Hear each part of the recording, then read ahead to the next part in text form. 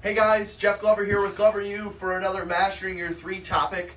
Today we're talking about social media. Now you're probably thinking, especially if you know me, well, how is it possible that this got into the categories of an option for Jeff and his company to be even selected as a thought for where business could come from? And the reason for that is because we have several agents that are closing anywhere from 20 to 30 transactions a year just from social media alone. So, one of my first mentors, Mike Ferry, always said from the stage, hey, you can get as excited as you want about the social media stuff, but you'll never build a big business off of social media. Now, he never said you won't sell any homes off of social media, because it's true, you can. But I do agree with Mike when he says you'll never build a big business off of social media, because ultimately it's just one of the pillars. It should be one of your 3. That's why we titled this Master Your 3. So identify 3 areas that you think that you could succeed in at a high level and focus on them, right? You might be able to get 30, 40 transactions from for sale by owners. You might be able to get 30 or 40 transactions from your sphere of influence and your past clients. You might be able to get 30 transactions from social media.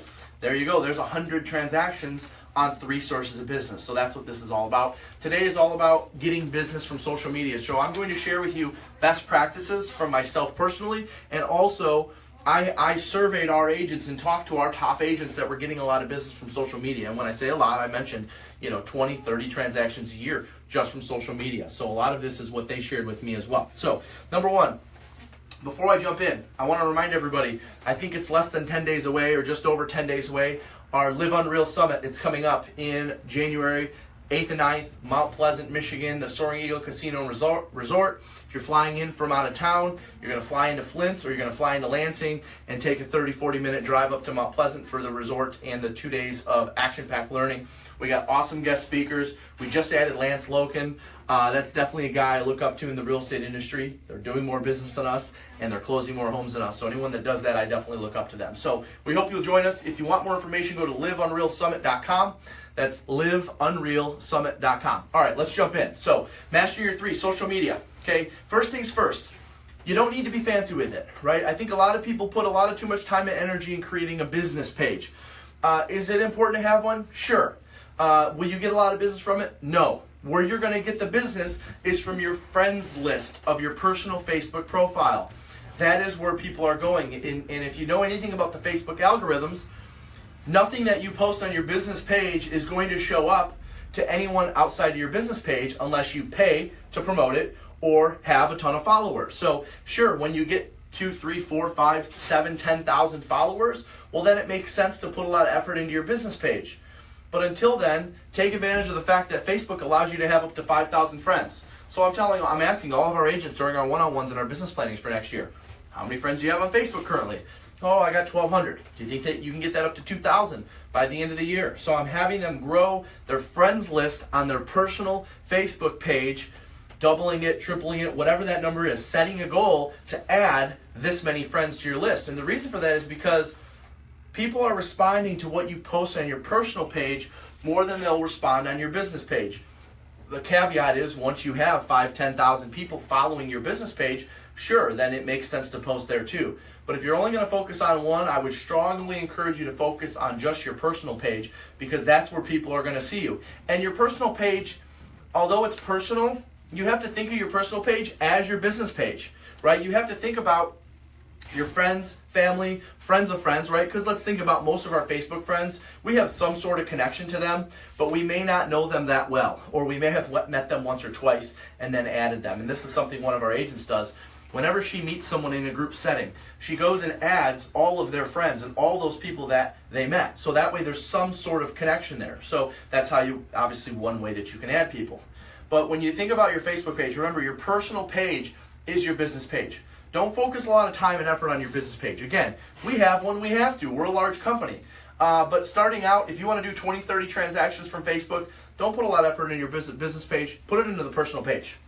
Remember, people want to see that you're an active realtor, but they also want to see that you're a normal person. So I would skew your posts like this.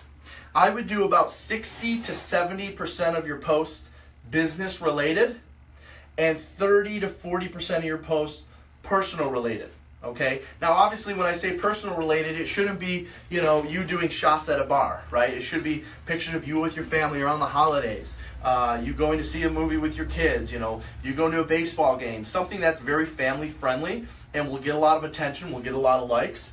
And then, of course, the business stuff. Well, what do I post for business stuff? Well, obviously, anytime you see a cool article come out, if you see, interest rates are going up, interest rates are going down, prices are going up, prices are going down. Anytime you see a cool article, that's great to post. And try to avoid sharing.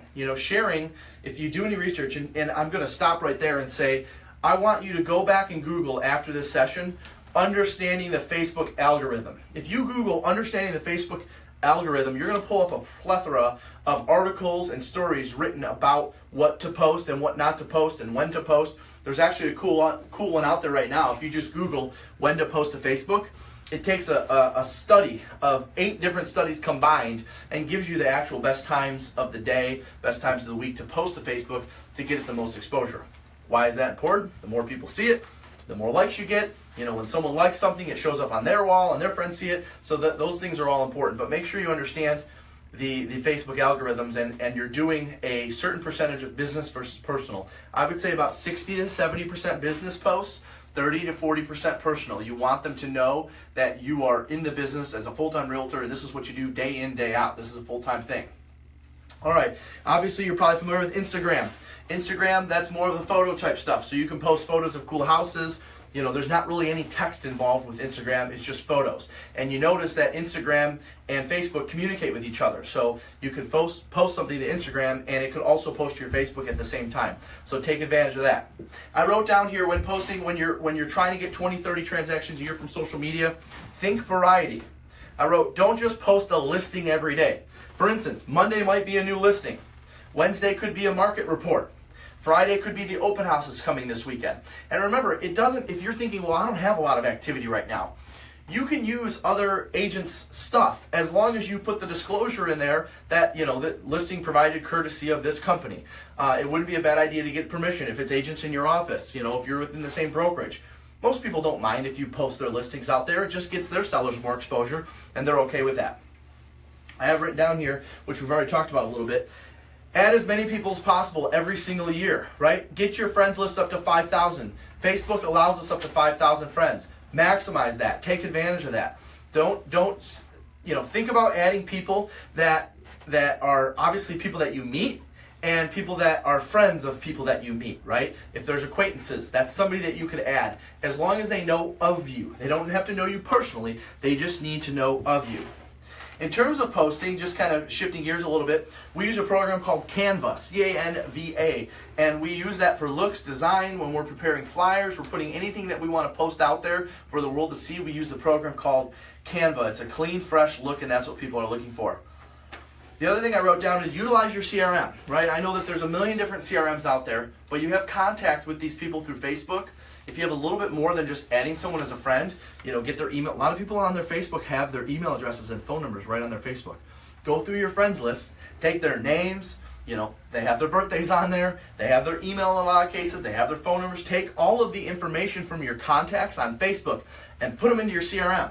It's a quick, easy way to grow your CRM from 100, 500, or 1,000 to maybe 5,000 people now in your CRM. And again, most people publish, maybe not necessarily their phone number, but at a minimum their email address, and for sure their date of birth, and for sure their first and last name to Facebook. So you can get that information. Take that information, put it into your CRM. It's a quick way to grow your CRM. Another thing you can do, you can send out a group Facebook message, right? Something of value, mortgage rates, people living in the same city. I know one of our agents does this when they've got a particular group of friends they all know that live in one particular town in Metro Detroit. They're putting them in, hey guys, here's the newest listings in your city today, right? They get notified of that stuff. You have to think of things that are going to create a notification. And the Facebook Messenger app helps with that, right? For anyone that's familiar with the Facebook Messenger app, whenever you message someone, it pops up right on their screen no matter what they're doing on that person's face, essentially, that pops up on the screen. So make sure you're using the Facebook Messenger app. That's going to help out as well. Another thing I touched on already, but I just want to kind of clarify this. It's good to have a business page. Don't get me wrong. I think it's good to have a business page. I just would only have it for the purpose of boosting posts. you're not going to get a lot of followers on your business page. In fact, so many business pages exist today that I actually think, and I'm sure there's a study out there on this, people are liking business pages less and less because they don't want to be inundated with content from those business pages. So don't focus on the business page. It's important to have one, especially if you're going to boost posts, but focus on the personal page and what you can get out of that. Facebook Live, just like with this, if you're following Glover U, it notifies you when I go live. The same thing to all your Facebook friends. Maybe once a week, Mondays at lunchtime, or Friday at the end of the day, or the first thing Monday morning, you're giving everyone a Facebook market update of what's going on in the real estate market. Become the person that they see on a regular basis talking about real estate. And there's a greater chance they're going to refer you to someone else because you appear to be the expert. Just copying and pasting a post, although good, it's not as effective as a live, right? Facebook, again, goes back to the Facebook algorithm, which no one really knows, but you can do a lot of research on. When you go live, it pops up. Everyone gets notified at the instant that you go live. And if they miss it, it also notifies them that you were live, so they can go back and see it. When you post something to Facebook, an article, a new listing, it doesn't do that. It doesn't notify them that you just posted something to Facebook. It does when you go live. So take advantage of that feature while it's still out there. My guess is, as Facebook Live gets more and more popular, they're probably going to take away the notifications from it, right? Because now all of a sudden everyone's doing live. So I'm not sure how long it's going to last, but make sure you do it. Next thing I wrote down, copy and paste stuff. Don't share articles, right? Of course, you can cite the article. You don't want to do plagiarism or anything like that, but sharing does not get you as much attention and as many likes, which ultimately will lead to exposure, as an actual post. So try to avoid sharing. Make sure the content is relevant. If you can come up with your own, that's great too. Couple quick don'ts. Okay, I gave you all the good do's. Couple quick don'ts, okay? Think of your image on Facebook. People want to work with someone responsible. Is everything that you're posting on Facebook making you appear as a responsible adult? Okay, I know it sounds pretty obvious, like that should be the case, but for some of us, we indulge in a little extra activities afterwards. Make sure the content it appears to be showing you as responsible. Avoid political. Okay, no opinions on political. Even avoid liking things. Right? If someone else posts something that's positive about Trump and good, bad, right, or wrong, depending on whether or not how you feel about him. If you like what's posted about Trump, it shows your friends can see that you like that. And now it's showing that your opinion may be in favor or not in favor of something. So avoid even liking posts that are political, even if you're not posting yourself. I wrote down another don't. Avoid a ton of text.